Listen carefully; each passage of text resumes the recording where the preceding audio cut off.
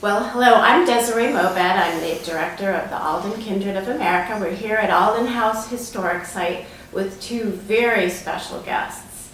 We have Jeffrey Jobe from the Barking Dog Design Studio in Thomasville, North Carolina, and Stephen O'Neill, who is curating the upcoming exhibit in Small Things Discovered, a new look at John and Priscilla Alden. And we have been here today exploring and looking and studying one of the fascinating pieces in this collection, and that is a very small brass ring that has interested people for years. And thanks to Jeffrey, we've been learning a little bit more about that and wanted to share it with you. So Jeffrey, can you tell us a little bit about yourself, and then we'll get into the good details about this ring. I'm what's called a traditional traditional silversmith, in which I basically like doing historic reproductions. Everything is by hand. My tools go back to the 1700s. Quite a few of them come from the 1800s. I was trained in historic archaeology. I have a degree from University of North Carolina, Greensboro. And so we had found out about Jeffrey and called him, and he fortunately was in the area this weekend, able to come over and take a look at this ring. So Stephen, can you tell us a little bit more about this ring and some of the things that you've learned about it? Sure. This little brass ring was uncovered in the 1960 excavation of the first site of the home of John and Priscilla Alden. It is broken into two little parts, but it is really an intriguing object to find, and over the years people have wondered about it, so we have been trying to sort of review how we interpret it. It is a small brass ring, not very large, and it has an image of St. Peter holding a key, which is a traditional Roman Catholic image, but was also a Protestant image. So we wanted to really sort of re-examine how it got to this site and what that means for its interpretation. And Jeffrey has very, very generously agreed to try to help make a reproduction of this piece to show in this upcoming exhibit. And to do that, of course, he's been giving it quite a bit of review and evaluation. So can you tell us, Jeffrey, a little bit about it, the ring, and what you've learned, and how you'll go about making this reproduction? The ring was sand cast originally, and it was sand cast in two parts. And when you examine the inside of the ring, you can see what's left of the sprue, which is basically the excess metal where it was cast. I also was looking very carefully at the shank, and there's actually a missing piece. And if you just look at the two pieces as they are, they look like a very small ring.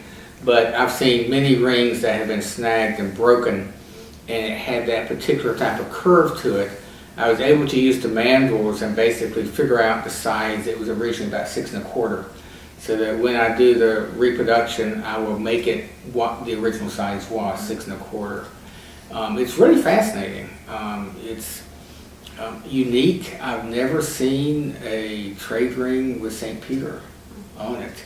There have been different trade rings found from far south to the far north. So, but they all tend to be connected with the Jesuits. So, and to me, that's kind of neat because I have done projects with them. Well, we can't wait to see what you come up with. This has really been intriguing us for a long time. Stephen, any other comments that you might want to share about this ring, or maybe some of the possible history associated with it? Sure. In relation to the Alden? Well, one of the fascinating things is, and listening to Jeffrey today talk about the construction methods, how it was made, and the imagery, trade rings like this, often called Jesuit rings, were handed out by the thousands by the French in Canada. John Alden, living here in Duxbury, in Plymouth Colony, also had connections up with Cushnock, the trading post along the Kennebec in Maine, where the Abenaki were known to work with some of the Jesuits in Canada. The possible connections of, did this ring travel down from Quebec to Maine and then here to Duxbury? Was this something that perhaps Priscilla had brought over when she came over on the Mayflower? Rings like this have been found in England, throughout Europe. So there's all sorts of possible interpretations for how this ring got here. And it's quite the mystery that I don't think we'll ever be able to solve. And also they wore their rings a little bit differently than we think of today, right? Can you describe how they used to wear them? We think of, say, a traditional ring like what I have on now, is it goes all the way down to the finger. But you can look back to Roman times and up into the European times that sometimes the rings will be worn on this part of the finger.